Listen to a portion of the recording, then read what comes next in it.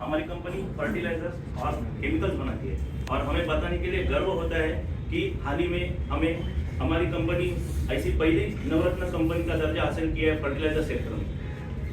ये हमारे quality circle के मेंबर्स है, पराग वांदिले फैसिलिटेटर, अनुदीप लीडर, शरद टिचोलकर मेंबर, अनूप दाकरे मेंबर, प्रशांत लोहार मेंबर, मैं अभिजीत दल। यह हमारे क्वालिटी सर्कल की मीटिंग्स 706 हुई है और उसमें हमने 54 प्रॉब्लम को सॉल्यूशन ढूंढ निकाला है। यह हमारे कुछ अचीवमेंट्स हैं। हमारा quality circle steam generation plant में कार्यरत है और उसमें 170 टन पर आवर के 3 बॉयलर्स हैं।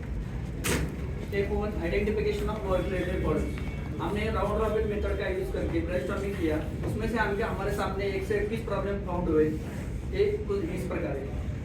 Step number 2 selection of problem. वो 1 से 21 प्रॉब्लम में से एक सिलेक्ट करने के लिए हमने उनको 3 कैटेगरी में डिवाइड किया, एबीसी कैटेगरी में। वो पाई चार्ट में दिखा दिया है। एक कैटेगरी के प्रॉब्लम हमने और हमारी प्लांट के और किसी मेंबर ने पहले ही सॉल्व किया था, तो उसके बाद हमने डिसाइड किया कि बी कैटेगरी का प्रॉब्लम अपने को लेना है। उसको हमने 4 इसमें स्ट्रैटिफाई किया, तो उसको हमने पर्सनल रेटिंग दे दिया। उसमें से सबसे ज़्यादा रेटिंग में वेस्टर्न रिलेटेड प्रॉब्लम को, वेस्टर्न रिलेटेड प्रॉब्लम 3 प्रकार के, इसको कुछ प्रकार उसको सर उसमें 3 में से एक सिलेक्ट करने के लिए हमने उसको टेक्निकल एनालिसिस और रैंकिंग मेथड का यूज किया। तो हमारे सामने ऐसा है कि 99 नंबर का प्रॉब्लम अपने को सॉल्व करने का है। तो आज का हमारा प्रेजेंटेशन है boiler feed water getting wastage during boiler hydraulic test. उसको हमने सॉल्व करने के लिए 10 हफ्तों का लक्ष्य रख दिया, वो माइलस्टोन में देख सकते हैं। Step number 3 definition of depot. Sir पहले मैं ये बोलना चाहता हूँ, हमारा बॉयलर जो है 1969, 1971 और 1972 में कमीशन हुआ और ये बॉयलर्स का एक स्टैट्यूटरी रिक्वायरमेंट रहता है कि इसका हर साल इसका हाइड्रोलिक टेस्ट करके इसका इंटीग्रिटी चेक करना पड़ता है। और हमारा बॉयलर में 3 डिफरेंट केसेस में इसका हाइड्रोलिक टेस्ट करना पड़ता है, जब ट्यूब फेलियर हुआ and other thing is when before shutdown and in presence of boiler inspector. So ये एक वाटर स्ट्रीम सर्किट ऑफ हमारा बॉयलर है। मैं इसको ये डायग्राम में एक्सप्लेन करता हूँ प्रोसेस में। ये जनरली हमारा हमको वाटर ट्रीटमेंट प्लांट इनसाइड है प्लांट, वहाँ से हमको पानी आता है, वो मेकअप टैंक्स, मेकअप पम्प्स, उसके थ्रू एलपी हीटर, वहाँ से फीड स्टोरेज टैंक, वहाँ से एमडीएफ के लिखा हुआ है, these are machine driven feed pumps which are boiler feed pumps. From there it goes to HP heater and from this it goes to the loaders. Feed control stations और terminals loaders in are and वहाँ से boiler में जाता है, steam बन के ये factory grade में चली जाती है। बट हाइड्रो टेस्ट में हमारा बॉयलर पुराना होने के कारण हमारा पास जो इक्विपमेंट है it is not speed regulating one and not pressure regulating. So इसमें जो भी हाइड्रो टेस्ट हम करते हैं we operate with manually with throttling of the all. वो होने के बाद भी हमको कुछ वाटर डिप्रेशराइज करने के लिए, मतलब हाइड्रो टेस्ट का एक प्रोसीजर होता है, pressure to be raise 2 kg per centimeter per minute। So इसको इतना फाइन ट्यून करने के लिए हमको ये जो हमने हाईलाइट किया ये लोडर वेंट, इसको ऑपरेट करके हमने प्रेशर बैलेंस करते हैं और ये लोडर की वेंट की पानी जाता है एटमॉस्फेयर में, मतलब ड्रेन में। एक फ्लो डायग्राम है जैसा हमने बॉयलर हाइड्रोलिक्स कैसा करने हैं। तो हमारा बॉयलर डिजाइन है 105 kg के लिए, सो इसका 1.5 टाइम्स होता है 157 kg। सो इसका पूरा लेने के लिए हमको 65 मिनट्स का एक प्रोसेस होता है प्रेशर राइजिंग के लिए, प्रेशर डाउन करने के लिए और 65 मिनट्स, टोटल इसका 230 मिनट्स होता है। और एक ऐसा एक सिचुएशन में हमारा एक बॉयलर नंबर 3 में है जो इसमें मैं हाईलाइट किया, this is the loader went line. इसमें एक रप्चर होने के कारण पानी फीड पंप के ऊपर गिरने लगा। तब हमको पता चला अरे पानी तो वेस्ट हो रहा है। तब तक 1969 से 2021 तक किसी को पता नहीं है ऐसा पानी वेस्ट हो रहा है। तो हमने प्रॉब्लम सॉल्व करने के लिए दिया, तो हमने ऐसे ही कैलकुलेट किया कितना एस्टिमेटेड वाटर लग सकता है बॉयलर हाइड्रोलिक्स। तो हमको पता चला ये 83 मीटर क्यूब है और 3 बॉयलर का 3 बार हाइड्रो टेस्ट होता है एवरी ईयर। ईच बॉयलर को 3 टाइम्स होता है, टोटल 9 टाइम्स। अगर ऐसा कैलकुलेट किया तो हमको पता चला 750 मीटर क्यूब का polish water waste which is positive treated water. So इसको वैलिडेट करने के लिए हमने क्या किया, पहले 4 साल का डेटा हमने कलेक्ट किया था और उसमें हमको 20 हाइड्रोलिक्स का डेटा मिला, तो उसका एवरेज निकाला तो हमको मिला ये 111 metre cube of water per hydro test are getting waste. So इससे इम्पैक्ट है कि 100 metre cube of polish water. Polish water is the thing which is used to steam generation, मतलब रॉ वाटर से इसको रॉ वाटर पॉलिश वाटर कच्चा करने के लिए एक प्लांट चलता है। तो हमने वो वाटर वेस्ट हो रहे हैं, वो एक इम्पैक्ट है। और ऊपर से ये जो हाइड्रोलिक्स में कंटिन्यूस वाटर प्रेशराइज करने के लिए तो लगता है, पर क्या हो रहा है इधर पानी वेस्ट हो रहा है, उसको मेकअप करने के लिए हमको दूसरा और एक पंप चलाना पड़ता है और वो भी एक इलेक्ट्रिकल वेस्ट। और ऊपर से ये सेफ्टी रिलेटेड पे 2 हो रहे हैं। आपने जैसे वीडियो में देखा पानी जो गिर रहा था हमारा फीट पंप मोटर पे गिर रहा था, which is a danger. And also वो एरिया पूरा वाटर लॉग ही हो रहा था, there are many chances of slip and trip in that work. So हमने ऑब्जेक्टिव लिया कि to save 111 litre of water, to avoid starting of makeup pump, to prevent water falling in the motor and to make ground area safe. So our goal is to save 111 meter cube of boiler feed. So ये target वो गोल के लिए हमने एक target date रखा था 23 जून 2022। Step number 4, analysis of problem. इस problem को अच्छी तरह से समझने के लिए हमने 4W1H एनालिसिस किया। यहाँ ये प्रॉब्लम की डिफिकल्टी कहाँ आती है? जब भी हम हाइड्रो टेस्ट करते हैं तो हमें देखने में आता है कि लोडर का वेंट हमें ओपन करना पड़ता है, उसके वजह से वो जो हमारा पॉलिश वाटर है वो वेस्ट हो जाता है एटमॉस्फेयर में। ये प्रॉब्लम का इफेक्ट कहाँ आता है? इस समस्या के कारण प्लांट की प्रोडक्टिविटी और प्लांट की पर्सन की सेफ्टी पे इम्पैक्ट आता है। यह प्रॉब्लम कब आता है? जब हम बॉयलर का हाइड्रो टेस्ट लेंगे तब ये प्रॉब्लम आ सकता है। यह प्रॉब्लम का इफेक्ट किस पे होता है? हमारा जो स्टाफ है जो वर्क करता है वहाँ पे स्लिप एंड ट्रिप होने के चांसेस होते हैं क्योंकि वाटर वहाँ पे एक्यूमुलेट हो जाता है। यह प्रॉब्लम कितना गंभीर है? जैसे मैंने बोला था सर, फीड पंप को हमको कोई स्पीड और प्रेशर रेगुलेशन नहीं है, सो ये पंप को हमने मिनिमम फ्लो पे चला नहीं सकते, इसलिए इसको रिसर्कुलेशन में लगाना। जैसे रिसर्कुलेशन में होता है वाटर का टेम्परेचर बढ़ते जाता है और air temperature water high temperature water floor में गिरने का चांस है, so this is a highly safety concern. And ऊपर से इतना कॉस्टली वाटर भी वेस्ट हो रहा है, this is also a serious problem. Step number 5, identification of causes को आइडेंटिफाई करने के लिए हमने ब्रेनस्टॉर्मिंग सेशन और ब्रेनस्टॉर्मिंग और वाइवा एनालिसिस किया और उसका फीडबैक डायग्राम बनाया। Step number 6, finding out root cause find करने के लिए हमने प्लांट की हिस्ट्री और हम जो प्लांट में बाकी पर्सन्स हैं उनका सजेशन लिया और हमने वैलिडिटी चार्ट बनाया। So step number 7, data analysis. ये जो वैलिड से हमको 7 मिला था, बट इसका क्या हिस्ट्री में हमको ये पता नहीं चला कि इसके लिए क्या करना है। तो हमने हमारा इंडस्ट्रियल इंजीनियरिंग डिपार्टमेंट से आइडिया लेके इसका रिस्क प्रियोरिटी नंबर निकाला था और उस रिस्क प्रियोरिटी का नंबर के आधार से हमने पैक्टो डायग्राम बनाया। वो पैक्टो डायग्राम में हमको no provision to utilise water from loader vent and no idea of feed water getting wasted, ये 2 causes vital. Step number 8, developing of solution. ये प्रॉब्लम को सॉल्व करने के लिए हमने ब्रेनस्टॉर्मिंग किया। उससे मुझे एक सुझाव आया जो मैंने सबको बताया कि क्यों ना हम हाइड्रो टेस्ट के लिए एक अलग सा रेसिप्रोकेटिंग पंप लगाएं। हमारे पास एक रेसिप्रोकेटिंग पंप खरीदना पड़ता है क्योंकि हमारे पास अवेलेबल नहीं है। अरे इससे तो टाइम कंज्यूमिंग प्रोसेस है ये तो।